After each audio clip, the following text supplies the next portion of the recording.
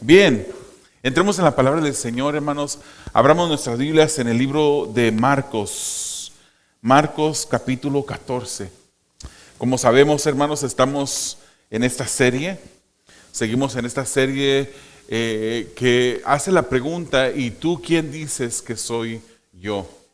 Sabemos, hermanos, y lo hemos dicho más de una vez, el libro de Marcos, el autor Marcos, bueno, más bien Dios a través de la vida de Marcos, nos hace esta pregunta repetidamente a través. Al principio del libro de Marcos, Jesucristo es presentado como quién es, pero a partir de ese momento ya no se dice quién es, y más bien nos dice Marcos sin decirnos, al él obrar milagros, al él a predicar las verdades del reino. Y hay una pregunta que se le hace a los discípulos en este libro de Marcos: ¿quién dice la gente que soy yo? Y dicen, pues algunos dicen que eres cierto profeta. Y luego el Señor les pregunta: ¿y ustedes quién dicen que soy yo? Y es ahí donde Pedro, por revelación del Espíritu de Dios, le dice: tú eres el Cristo, el Hijo del Dios viviente. Y es necesario, hermanos, que cada uno de nosotros que estamos con ese destino al cielo, si somos verdaderos hijos de Dios, debemos de conocer quién es Él. Y debemos de saber quién es Él. Y un conocimiento verdadero de quién es Él transforma y cambia nuestras vidas. Amén. Y por eso en esta mañana quisiera compartir con ustedes este mensaje desde Marcos capítulo 12 del versículo 12 al versículo 26. Marcos 14, versículos 12 al 26. Marcos 14, 12 al 26. Un mensaje titulado Preparativos para el nuevo Cordero. Preparativos para el nuevo Cordero. Vamos a ir a través de los versículos 12 al 16 viendo el primer punto, que es el lugar secreto de preparación. El lugar secreto de preparación. Luego vamos a ir a los versículos 17 al 21 y vamos a ver a un traidor que se prepara. Un traidor que se prepara. Finalmente, el último punto, vamos a ver del versículo 22 al 26 con los preparativos para el nuevo Cordero. Hermanos, hay algunas personas que no les gusta planear las cosas. Algunas personas se suben a un carro, y creo que en otras ocasiones lo he mencionado, se suben a un carro y agarran la autopista a ver a dónde los lleva el día. Otras personas les gusta planear todo con exactitud, la hora que planean que van a llegar a cierto lugar, dónde van a llegar a comer. Ya se han metido en línea y han buscado los reviews de los diferentes restaurantes, a ver cuál es el mejor de esa área, y van planeando todos sus días. Yo no sé si usted es así. De repente mi esposa y yo, cuando salimos o hemos salido de vacaciones, no siempre planeamos exactamente. Yo a veces, cuando vamos a visitar allá a la familia de mi esposa, yo le pregunto: a ver, de estos días, ¿qué días? ¿Cuál es tu plan? ¿Cuándo vamos a estar en Ixtlán del Río? ¿Cuándo vamos a estar en Guadalajara? ¿Cuándo vamos a ir a Nayarit? A mí me gusta planear, y mi esposa pues a veces me mantiene en oscuridad y no me dice exactamente. Yo le dejo a ella que decida eso, porque yo no tengo familia en México cercana, pues, que ya casi toda la familia está aquí en Estados Unidos, y las áreas que visitamos en México son áreas donde mi esposa tiene familia, y ya la dejo que ella decida a qué tíos, a qué hermanos, cuándo va a visitar y cuándo vamos a estar. Pero a veces no sabemos exactamente cuándo va a suceder las cosas. Hay un dicho que dice: a veces lo que no se planea sale mejor. A veces lo que no se planea sale mejor. Pero esto es algo no usual, hermanos. En realidad, típicamente es mejor planear las cosas. La Biblia nos enseña, hermanos, que es lógico el planear. Incluso si usted va a Lucas 14, usted va a ver una historia o una pregunta que el Señor Jesucristo hace a las personas que lo escuchaban, y Él decía: ¿acaso tú te vas a planificar, o acaso vas a comenzar a edificar una torre sin planear antes esa edificación, para saber que tiene lo suficiente para poder terminar esa torre? Imagínense qué vergüenza empezar a edificar una torre que al final quede una tercera parte construida o la mitad construida y no la termine usted porque no planeó bien cómo construir, qué materiales iba a necesitar, cuánto iba a necesitar de dinero para poderla construir. Jesús también dice, no sale un rey a la guerra sin antes ver si con su ejército puede vencer el ejército contrario. Y si mira que no puede vencerlo, manda una delegación para ofrecer un tratado de paz. La Biblia nos enseña, hermanos, que debemos de planear. Es bueno planear, pero aún así, aun cuando planeamos nosotros, todas las cosas están designadas por Dios, hermanos. Sabemos que Dios es un Dios que es soberano, que Él domina sobre nuestras vidas, que el hombre, hermanos, puede planear su camino, pero el Señor siempre es el que dirige sus pasos. De hecho, eso está en las Escrituras. Proverbios capítulo 16, versículo 9 y Proverbios 19, 21 nos dicen esto exactamente. El 16, 19 nos dice, la mente del hombre planea su camino. Usted planeó estar en un específico lugar de su vida, haber completado ciertas metas a cierto tiempo de su vida. Pero el Señor es el que dirige sus pasos. Yo no planeé estar aquí en este lugar hoy en día. Mis planes eran completamente diferentes. Yo quería tener una vida diferente. Sabía que el Señor me estaba llamando y lo ignoraba. Y yo decía, Señor, después. Yo quería ser ese hombre que iba escalando que en las empresas, en el mundo empresarial y poder llegar a la cima y tener una vida bien acomodada para poder vivir tranquilamente. Yo no planeaba estar aquí. Mi mente había planeado mi propio camino, pero el Señor es el que dirigió mis pasos, porque el Señor está en control. Proverbios 19, 21 dice, muchos son los planes en el corazón del hombre, mas el consejo del Señor permanecerá. No podemos, hermanos, decir que Dios no es soberano, porque Dios lo es. Él es el que gobierna, Él es el que ha establecido su trono en los cielos y su reino domina, dice las Escrituras, sobre todo. Él no ha habido ningún momento en la historia en la que Él ha dejado de estar en control, en la que Él se ha dormido o no ha podido estar controlando las cosas que suceden. Incluso Dios, hermanos, usa el designio pecaminoso y malvado del hombre para llevar a cabo sus propósitos. Sabemos una cosa, Dios no puede ser tentado por el pecado, ni tampoco impulsa a alguien a pecar. El hombre es el que decide pecar. El faraón es el que decidió detener al pueblo de Israel, decirles que sí podían salir, pero que solamente podían ir parte de ellos, y que después cambia de parecer el que endurece su corazón, y Dios usa ese mismo designio, esa misma decisión para llevar a cabo sus propios designios. El hombre pecador planea las cosas, pero Dios es el que usa la vida hasta del malvado. Hermanos, en el relato de hoy veremos los designios de Dios que fueron planeados desde la eternidad pasada llevarse a cumplimiento. Y vamos a ver los primeros versículos con el primer punto, el lugar secreto de preparación. Vaya conmigo a la palabra, versículos 12 al 16. Dice, el primer día de la fiesta de los panes sin levadura, cuando se sacrificaba el cordero de la Pascua, los discípulos le preguntaron a Jesús, ¿dónde quieres que vayamos y hagamos los preparativos para que comas la Pascua? Él envió a 2 de sus discípulos diciéndoles, vayan a la ciudad y allí les saldrá al encuentro un hombre que lleve un cántaro de agua. Síganlo.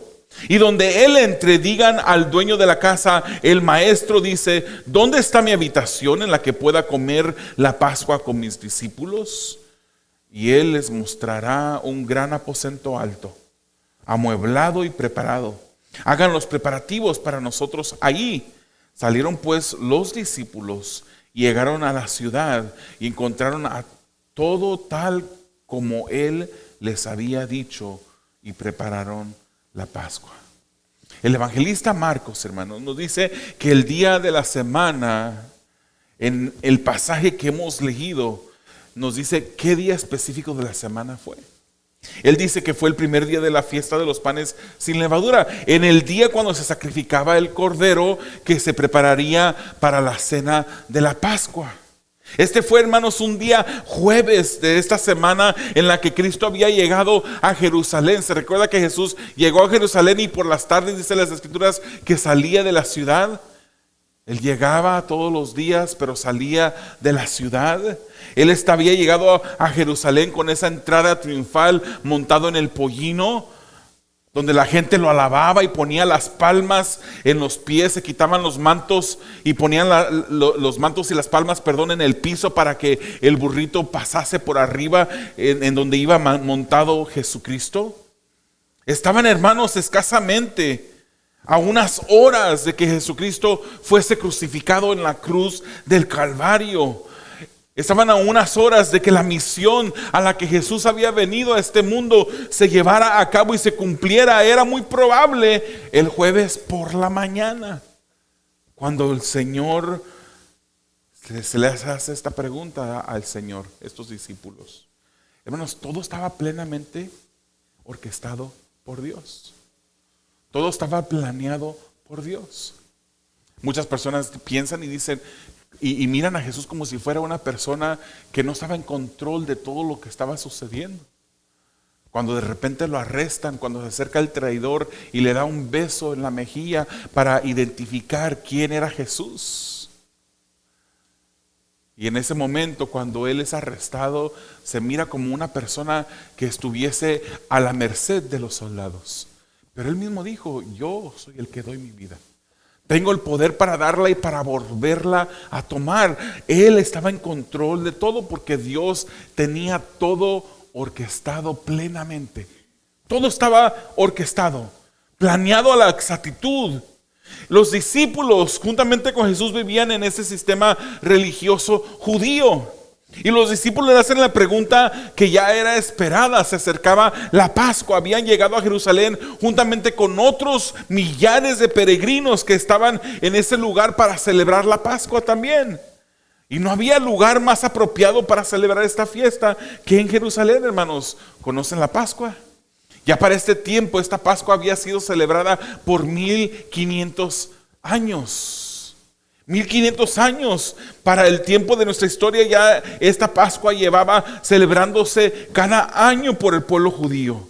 Y esta Pascua fue instituida por Dios para que los judíos, antes de salir de su esclavitud, celebraran y comieran. Y que cada año recordaran cómo el Señor Jesucristo, cómo Dios los había rescatado de la esclavitud en Egipto. Hermanos, la Pascua era una celebración, algo que tenían que hacer cada año. Fue instituida en Egipto para los judíos. Se recuerda que los judíos vivieron en Egipto después de que José trajo a su familia en esa hambruna que hubo en la tierra. José y sus hermanos y su padre se establecieron en ese lugar de Egipto, en un lugar muy fértil. Cuando Dios estaba disponiéndose para sacar al pueblo de Israel de Egipto, Dios manda esas 10 plagas para doblegar al faraón y para doblegar a Egipto y que dejara a su pueblo salir. La última plaga que Dios envió sobre este pueblo fue una plaga fulminante e íntima, porque tocó cada familia de la tierra de Faraón, de Egipto. Dios envió un ángel que tomara la vida de todo hijo primogénito que había en cada casa. Para protegerse, Dios establece la Pascua. Y la Pascua quiere decir pasar de largo o pasar por encima, porque Dios enviaría un ángel que tomara la vida del primogénito, y aquellos que se protegieran de acuerdo a las instrucciones que Dios había dejado, el ángel pasaría de largo sobre su casa y no tomaría la vida del primogénito. Para eso ellos tenían que preparar una cena, hermanos. Había un cordero que ellos tenían que sacrificar para cada familia. La instrucción era específica. Si la familia no podía o no era numerosa suficiente para acabarse el cordero, se tenía que unir con otra familia para asegurarse que ese cordero fuera comido completamente, se acabara. También se incluían hierbas amargas. Esas hierbas amargas no solamente en ese momento representaban esa amargura de la esclavitud que ellos sufrieron y vivieron por 400 años en Egipto. Cuando llegaron con José, todo estaba bien, pero luego vino otro faraón que no conocía al pueblo de Israel. Y este sujetó al pueblo de Israel bajo un dominio de esclavitud, y llegó un momento en que ni siquiera la paja les proveía, sino que ellos mismos tenían que salir a recoger la paja y también producir el mismo nivel o cantidad de ladrillos. Estaba fuerte, fue una esclavitud amarga para ellos, y estas hierbas que ellos comieran en la Pascua les iba a recordar de la esclavitud amarga que sufrieron. También dentro de esta cena había vino y pan sin levadura. Y era un pan sin levadura por dos razones, hermanos. Porque tenían que estar listos para salir. Dios les dijo que tuvieran ya todo listo. Y no había tiempo para añadirle a la masa levadura. Tenía que ser un pan sin levadura. Aparte que la levadura siempre fue un tipo de pecado. Y esto significaba la ausencia del pecado para ellos. Ahora, la sangre del cordero que sacrificaran para esta cena tenía un uso muy especial que llegaría a ser una señal. Éxodo 12, 21 al 23 nos dice: entonces Moisés convocó a todos los ancianos de Israel y les dijo: saquen del rebaño corderos para que ustedes, según sus familias, y santifiquen la Pascua. Tomarán un manojo de hisopo y lo mojarán en la sangre que está en la vasija, y untarán con la sangre que está en la vasija el dintel y los dos postes de la puerta. Ninguno de ustedes saldrá de la puerta de su casa hasta la mañana, pues el Señor pasará para herir a los egipcios. Cuando vea la sangre en el dintel y en los dos postes de la puerta, el Señor pasará de largo aquella puerta y no permitirá que el ángel destructor entre en sus casas para herirlos. Esa fue la instrucción. Tomen de esa sangre, úntenla en los postes y en el dintel de la puerta. Esa iba a ser la señal para identificar al pueblo de Israel en cada casa. Y la Pascua sucedería. El ángel pasaría por alto, pasaría de largo y no tomaría la vida de ninguna de las personas que están en esa casa. Les dijo: no salgan hasta la mañana, porque era una noche en la cual se escucharían mucho llanto, muchos gritos de personas que descubrirían a sus hijos muertos, porque el ángel de Jehová pasaría por ese lugar. Hermanos, recordemos que Jesús solía salir de la ciudad de Jerusalén cada día.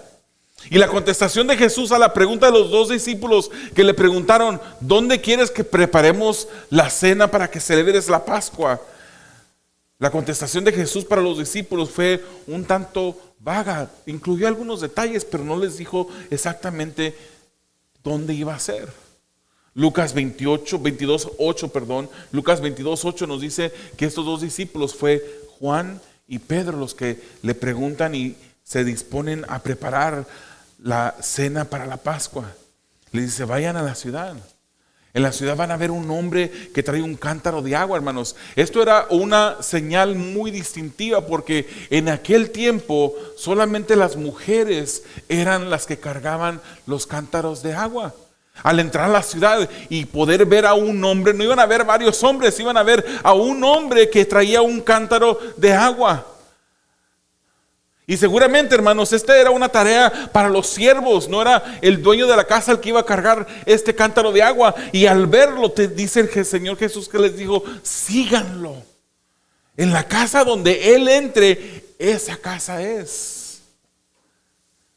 Identifíquese con el dueño, díganle y pregúntenle: ¿dónde está mi habitación? Dice el maestro: ¿dónde está mi habitación para comer la Pascua con mis discípulos? Ellos serían llevados, hermanos, al lugar en donde se debía de preparar la celebración.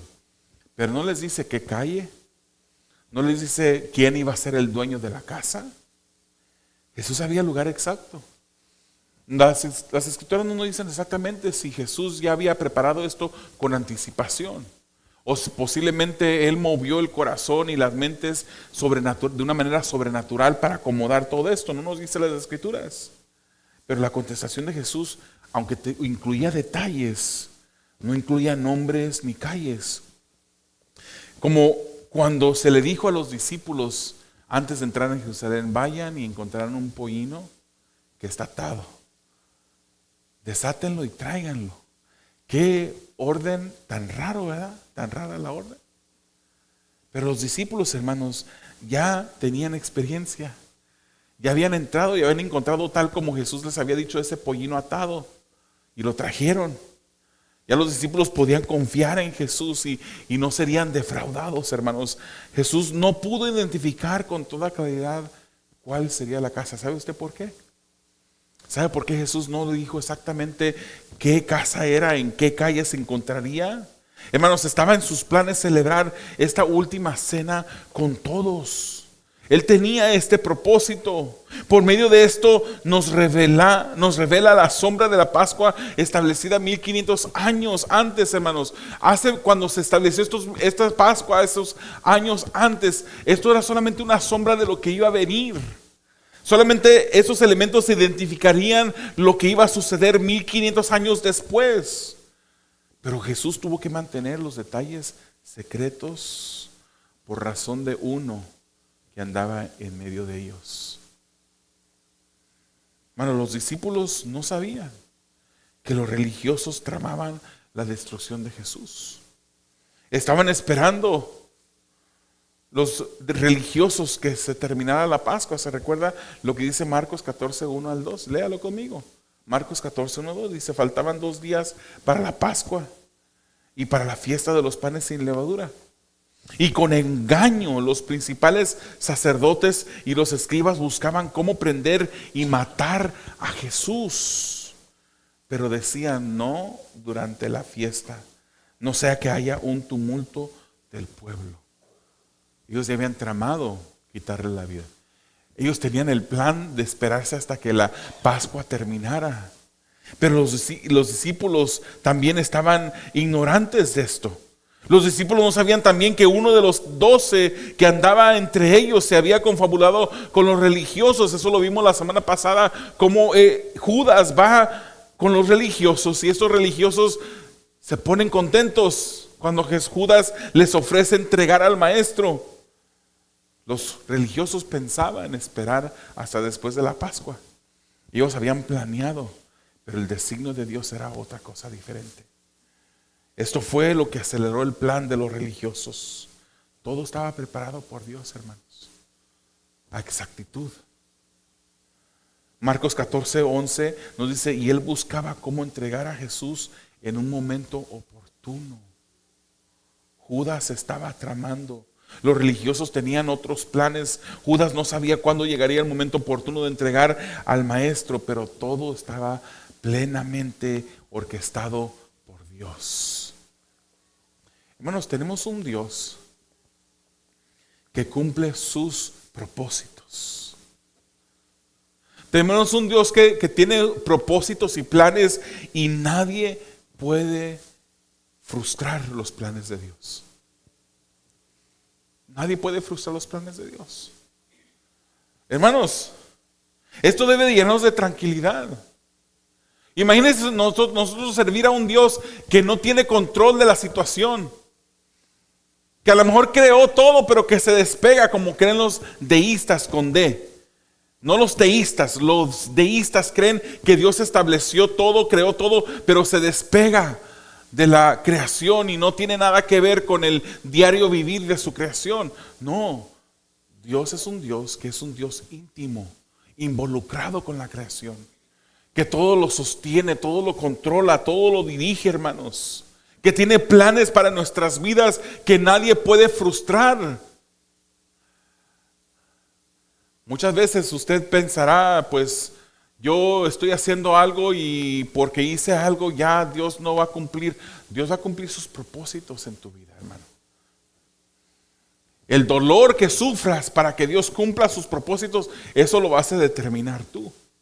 La desobediencia que tú tomes, los pasos que tú tomes en desobediencia, eso lo vas a sufrir tú. Pero al final Dios siempre va a llevarte al lugar donde Dios quiere llevarte. Dios no puede ser frustrado. Sus planes se van a cumplir. Esto debe llenarnos de tranquilidad, hermanos. Seguramente usted ha cometido errores en su vida, ha cometido pecados en su vida, ha tomado pasos equivocados que no debió de haber sido, pero Dios ya sabía que usted los iba a tomar. Y Dios usa esos pasos equivocados incluso para Él glorificarse en nosotros. Lo secreto para nosotros no es secreto para Dios. No es secreto para Dios. Podemos confiar en Él. Esto, hermanos, nos debería de llenar de paz. Que no importa cuál situación estemos pasando, no importa qué esté enfrente de nosotros, podemos saber que Dios ya sabía que eso ocurriría. Y que todas las cosas obran para bien para aquellos que aman al Señor, para aquellos que son llamados conforme a su propósito. Los planes de Dios no pueden ser frustrados. Dios va a usar cada situación, cada dolor, cada tribulación, cada problema en nuestras vidas para Él glorificarse en nosotros. Confiemos en Dios. Si Él dice que Él usa todo, que todo obra para bien, para nosotros que somos sus hijos, confiemos en que así será. Confiemos que así es siempre. Demostrémosle a Dios que confiamos en su palabra, en lo que Él dice, al momento de nosotros estar en paz, estar tranquilos.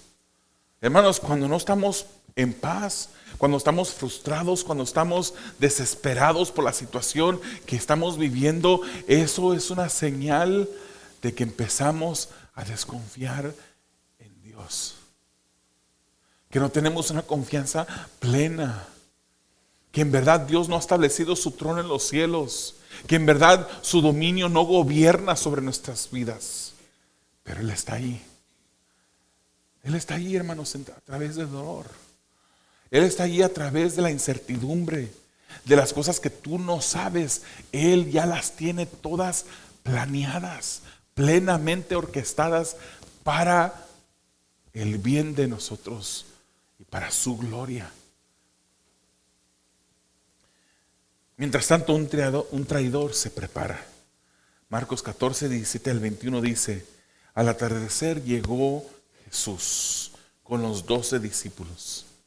Y estando sentados a la mesa comiendo, Jesús dijo: en verdad les digo que uno de ustedes me entregará, el que come conmigo. Ellos comenzaron a entristecerse y a decir uno por uno: ¿acaso soy yo? Es uno de los 12, les respondió, el que moja el pan en el mismo plato que yo. Porque el Hijo del Hombre se va tal y como está escrito de él. Pero ay de aquel hombre por quien el Hijo del Hombre es entregado.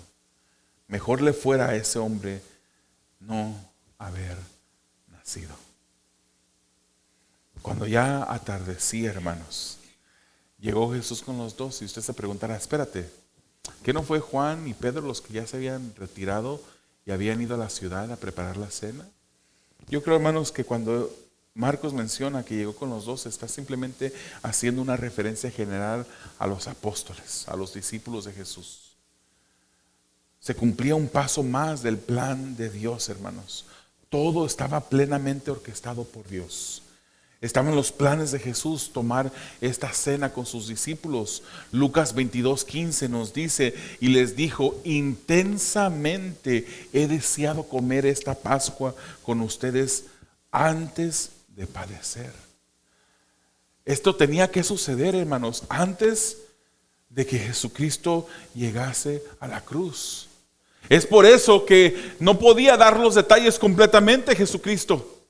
Porque había entre ellos uno que ya se había acordado con los religiosos de entregarlos. Y él le hubiese dicho: va a ser en casa de un tal fulano, por una calle, la casa con la columna roja. Judas rápidamente hubiese ido con los religiosos para decirles dónde iba a estar Jesús, pero Jesús necesitaba y deseaba pasar este tiempo con ellos para celebrar la Pascua. ¿Cómo se celebraba la Pascua, hermanos? ¿Cuál era el orden de la Pascua? Cuando se comenzaba la Pascua se oraba inicialmente. Después se tomaba vino que era diluido, un vino diluido.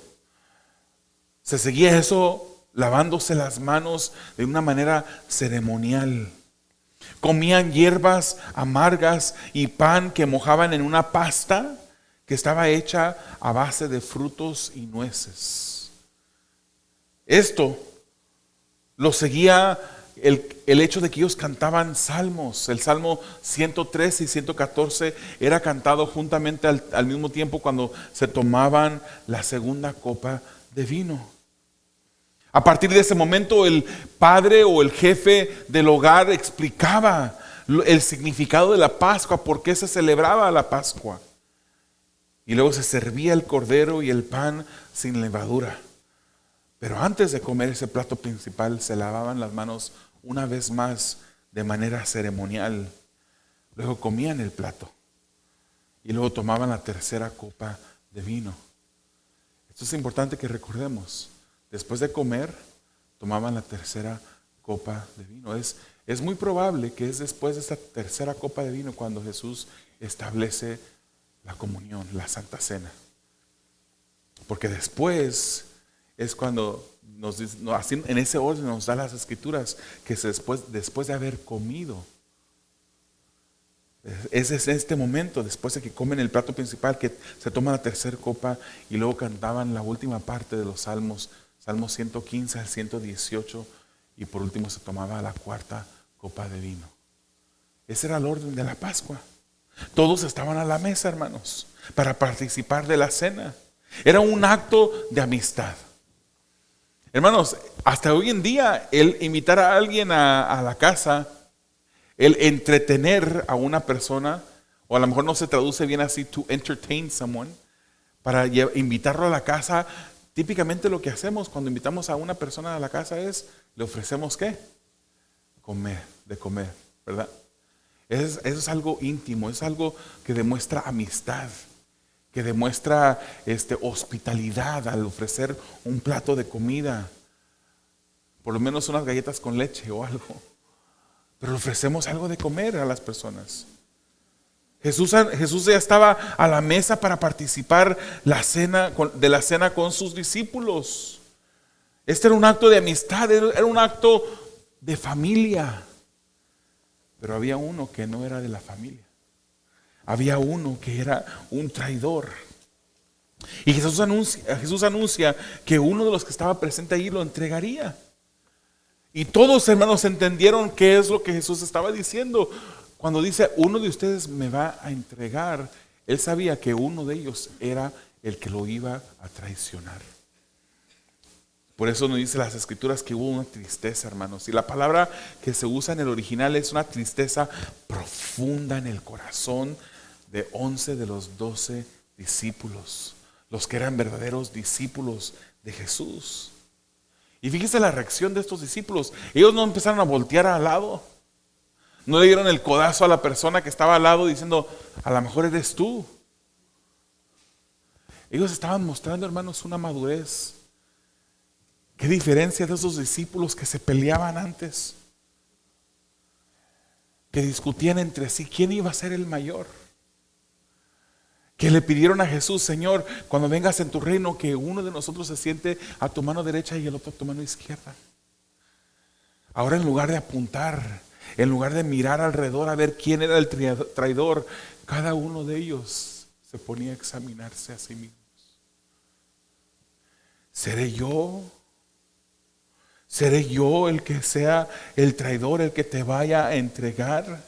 Este es un acto de madurez, hermanos, un acto de autoexaminación. Si usted le da un codazo a su esposo, a su esposa, o a su amigo, o amiga, hermana o hermano que está al lado de usted cuando está escuchando la predicación, eso muestra un poquito de necesidad de crecimiento. La palabra está aquí no es para que pensemos, uy, si hubiera venido fulano de tal. Este era un vestido que estaba hecho a la medida de esa persona.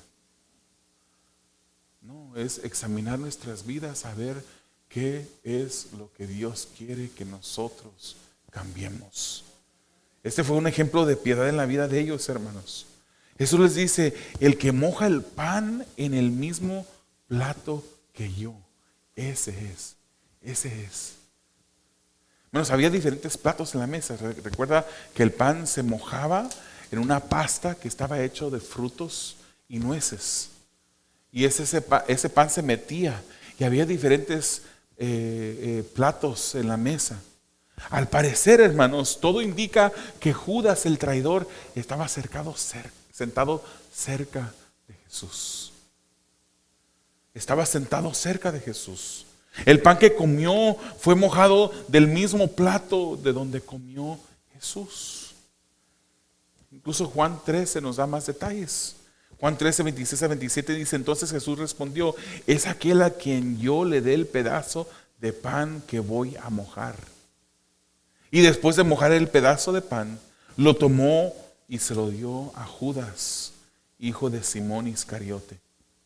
Y después de comer el pan, Satanás entró en él, en Judas.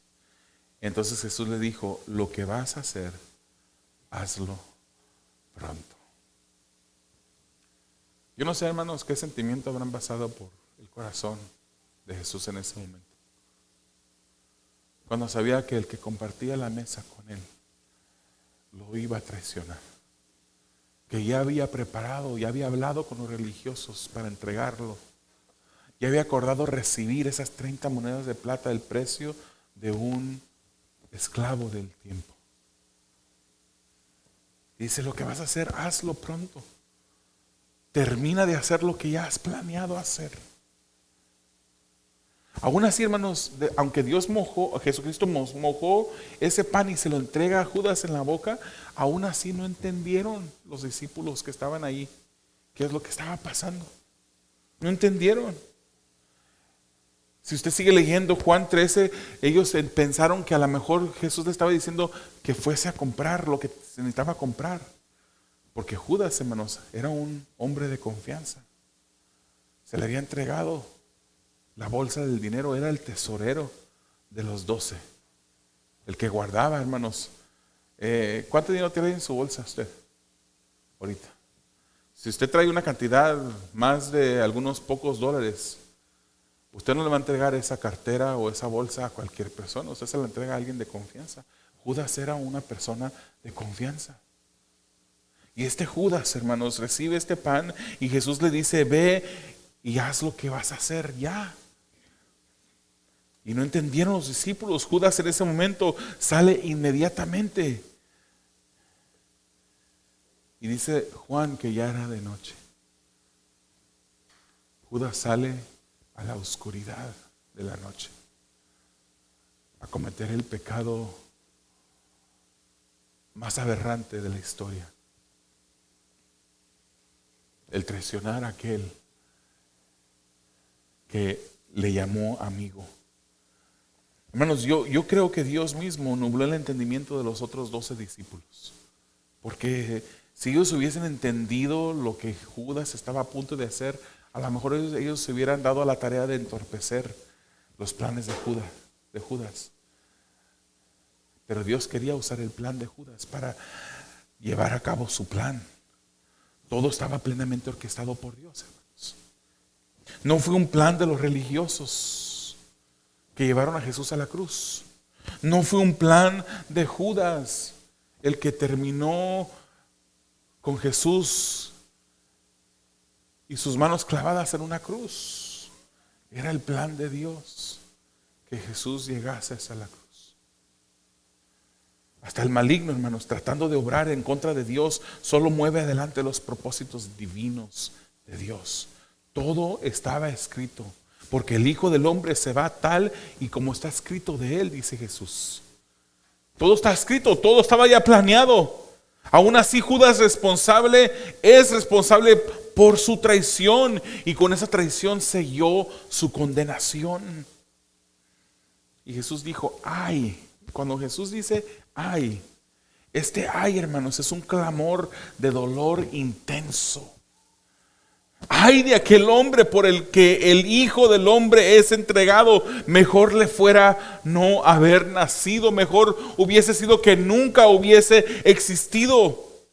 Hermanos, como los discípulos, que nuestra actitud sea de autoexaminación continuamente. Cuando nos enfocamos en el otro, corremos el peligro de comparación. Y cuando siempre vamos a poder encontrar una persona al que compararnos, a qué compararnos que nos hace sentir bien. Vamos a decir, bueno, yo no hago lo que hace esa persona. Nuestra comparación debe ser dirigida hacia Dios. Y cuando nosotros vemos, hermanos, nuestra posición comparada a la posición de Dios, nosotros debemos de saber que necesitamos de Dios. Que no podemos hacer nada sin Él, que nuestro enfoque sea un enfoque de autoexaminación, que no corramos el peligro de compararnos con otras personas, que nos lleva también a la autocomplacencia y a la falta de arrepentimiento. Seamos maduros. Hermanos, aun cuando muchas cosas son ocultas para nosotros, Dios es el que ha preparado nuestro destino. ¿Usted cree que usted está aquí en este lugar porque usted decidió así? ¿Usted cree que usted vino a este país y Dios hasta este momento le ha guardado así? Así Dios lo ha permitido, así Dios lo ha orquestado, así Dios lo ha diseñado. Y Dios lo va a tener aquí hasta el momento cuando Él quiera tenerlo aquí. Y no va a haber autoridad, no va a haber nada que frustre los planes de Dios. No lo hay. Porque Dios es el que domina sobre todo. Todo está perfectamente orquestado por Dios. Dios es el que está en control, hermanos. Veamos el último punto para terminar esta mañana. Preparativos para el nuevo Cordero. Versículos 22 a 26 dice: mientras comían, tomó pan y habiéndolo bendecido lo partió, se lo dio a ellos y dijo: tomen, este es mi cuerpo. Y tomando una copa después de dar gracias, se la dio a ellos y todos bebieron de ella. Y les dijo: esto es mi sangre del nuevo pacto, que es derramado por muchos. En verdad les digo que ya no beberé más del fruto de la vida hasta aquel día cuando lo beba de nuevo, o beba nuevo en el reino de Dios. Después de cantar un himno, salieron para el monte de los olivos. Judas en este momento ya no estaba ahí. Cuando el Señor establece y le cambia el significado a la Pascua y la convierte en ese establecimiento de esa cena del Señor que participamos nosotros hasta el día de hoy. La iglesia lleva más de 2000 años practicando esta cena del Señor. Algunas personas le llaman la comunión, otros la Santa Cena, la cena del Señor. Pero Judas ya en este momento no estaba ahí. Y Jesús en este momento se sale del patrón de la Pascua. El patrón de la Pascua es que el jefe, el padre de familia o el jefe explicara la razón por la Pascua, pero ahora él le da un significado diferente a los elementos que estaban usando. Jesús efectivamente estaba celebrando la última Pascua y establece la cena del Señor. Y él explica, hermanos, él toma el pan y dice: este es mi cuerpo. Era un pan sin levadura, que es símbolo del pecado. Este es mi cuerpo. Él toma la copa de vino y dice: esta es mi sangre del nuevo pacto. Hermanos, esto no es que los elementos se convierten en la sangre y en el cuerpo de Cristo, como dice una religión por ahí. Esto no está hablando de una transustanciación. Eso solamente es un símbolo. El pan es el símbolo de su carne y el vino es el símbolo de su sangre. Esto no es algo literal como lo han tomado esta otra religión.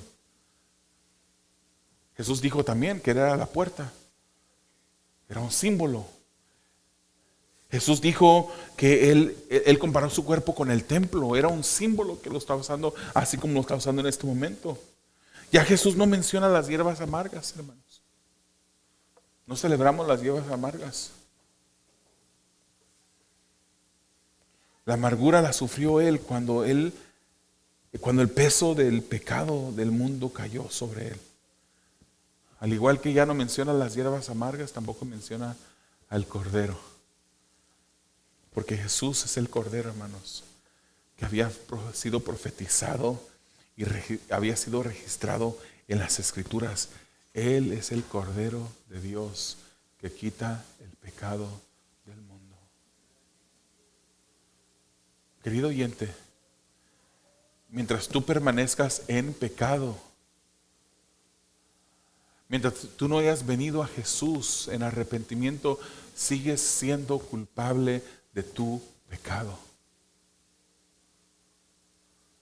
Sigues siendo acreedor, merecedor de la ira santa de Dios. Dios es un Dios que es un Dios justo. Él no puede dejar el pecado sin castigo. Es por eso que Jesús establece este nuevo pacto. Es por eso que Jesús vino a este mundo a morir en la cruz del Calvario en el lugar de todo pecador que se arrepiente y que pone su fe en Jesús.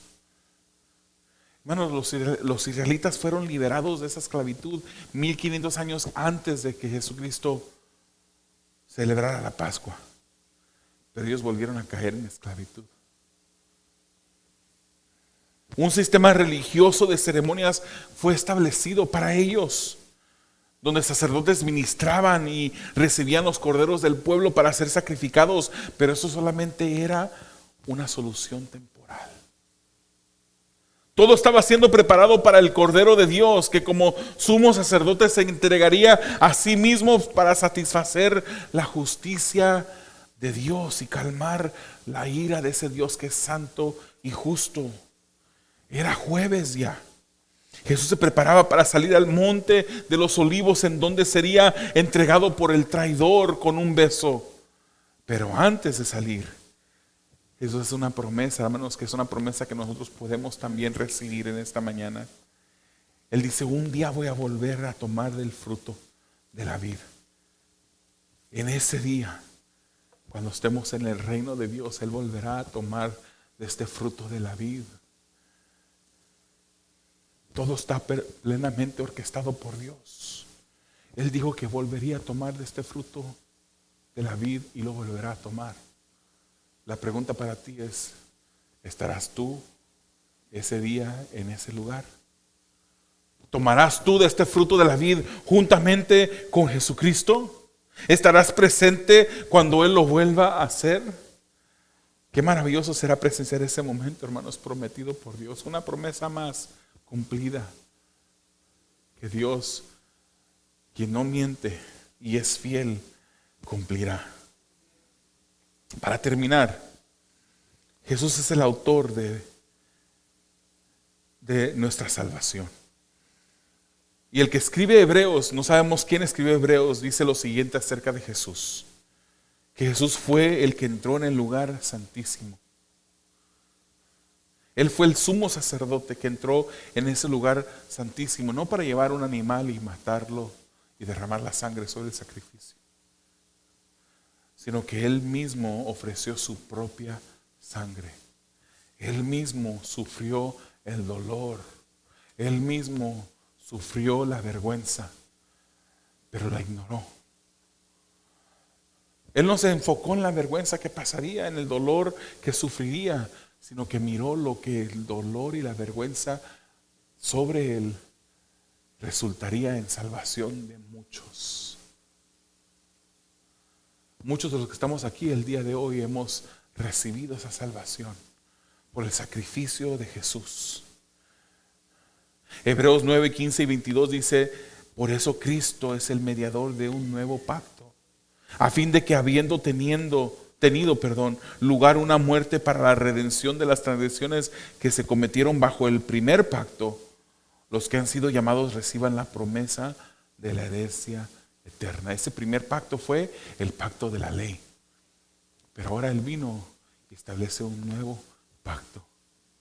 La ley Solamente comprobaba que tú no podías salvarte por ti mismo, que tú no podías ser justificado por tus propias obras. El nuevo pacto, en este nuevo pacto Jesús lo hizo todo por nosotros al morir en la cruz. Y termina este versículo diciendo, y según la ley, casi todo ha de ser purificado con sangre, y sin derramamiento de sangre no hay perdón. Por eso tuvo que Jesucristo morir en la cruz del Calvario. Y lo hizo por ti y lo hizo por mí. Él tuvo que morir para establecer este nuevo pacto, siendo el cordero para el cual todo había sido preparado. Él es el nuevo cordero, el único cordero que fue sacrificado una vez y para siempre. Yo te voy a invitar a que cierres tus ojos y inclines tu rostro. Es momento, hermanos, de dar gracias a Dios. Es momento de alabarle en este momento, de que aún siendo pecadores, Él muere por nosotros, que éramos pecadores. Éramos sus enemigos.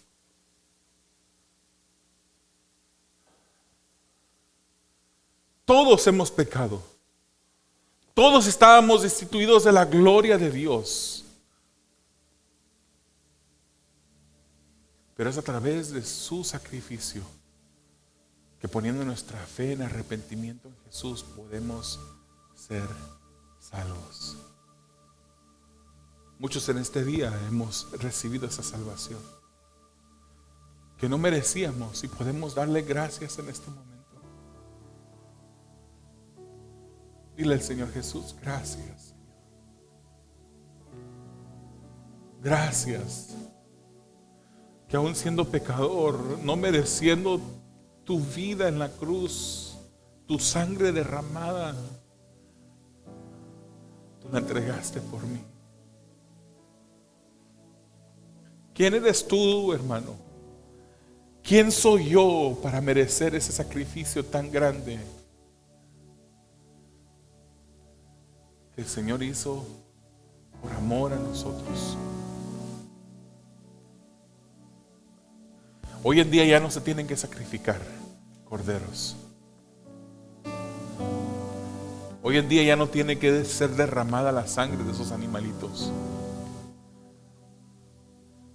porque la sangre de Jesucristo fue derramada y su sacrificio es suficiente para salvar. Quiero decirte, querido amigo que me escuchas en esta mañana, todos han pecado. Incluso tú has pecado. Tú has hecho cosas que le ofenden a ese Dios que es santo y justo, y Él no puede ignorar tu pecado. Él tiene que castigar todo pecador que no se ha arrepentido.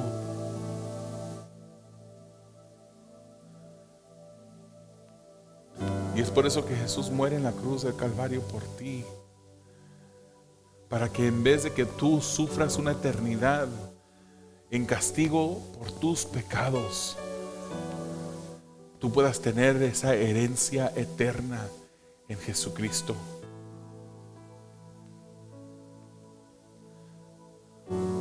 No tienes que ser una buena persona para venir a Jesús. Ya Dios lo dijo en su palabra, no hay uno solo que es bueno, ni uno.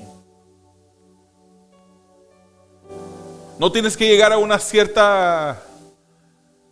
cierto nivel espiritual de tu vida. Es imposible que tú, por tu propia cuenta, puedas hacer algo para ganarte el favor de Dios. Sin Jesús estás perdido. Sin Jesús estás condenado al infierno eternamente. Y tú no sabes cuándo será el último día. Tú no sabes cuál respiración será tu última respiración. Ahora es el momento de venir a Jesús tal y como estés. Lo único que Dios quiere de ti es que te arrepientas y pongas tu fe en Él. Eso es todo. Él hace lo demás. Él ya lo hizo todo por ti. Si tú en esta mañana le dices a Él: reconozco que soy pecador, me arrepiento, pongo mi fe en ti, Jesús, Él te dará nueva vida y te dará esa herencia eterna que ha prometido a todos aquellos que hemos venido en fe a Jesús. ¿Así de fácil? Sí. Así de fácil para nosotros. Lo difícil ya lo hizo Él al morir en la cruz. Ahí donde estás, si estás presente aquí o estás mirando en línea, ahí donde estás, dile a Dios: reconozco que soy pecador, pide perdón, pide que te dé la fe para creer en Él y que de esa manera seas transformado en una nueva criatura. Amado Dios, te damos gracias por el consejo de tu palabra, Señor, y te pedimos, Señor, que haga el efecto para la cual fue enviada, porque eso es lo que hace. No vuelve atrás vacía, Señor, sino que cumple el efecto para la cual fue enviada, Señor. Uno de esos efectos, Señor, es el que no tendrá en aquel día final, muchas personas que te rechazaron no tendrán ningún argumento. No podrán decir: yo nunca escuché el Evangelio. Yo nunca escuché de Jesús que entregó su vida por mí. Y el efecto que para ellos se efectuará a través de la palabra es la condenación eterna. Pero te pido, Señor, que a través de esta palabra tú efectúes el otro resultado en las vidas de los que están escuchando, que tú los traigas en fe a salvación, en arrepentimiento y fe en ti, Señor. Haz tu obra maravillosa que solamente tú puedes hacer. Sigue haciendo, Señor, lo que solamente tú puedes hacer, y eso es dar vida donde hay muerte. Y los que somos hijos de Dios, te damos gracias, Señor. Los que somos hijos de Dios, te agradecemos por tu bondad y tu misericordia. Te agradecemos, Señor, por morir en la cruz del Calvario por nuestras vidas, en nuestro lugar. Gracias, Señor. Gracias, Señor, que aún sin merecerlo, Señor, te diste por nosotros. A ti la gloria, a ti la honra. En el nombre de Jesús. Amén.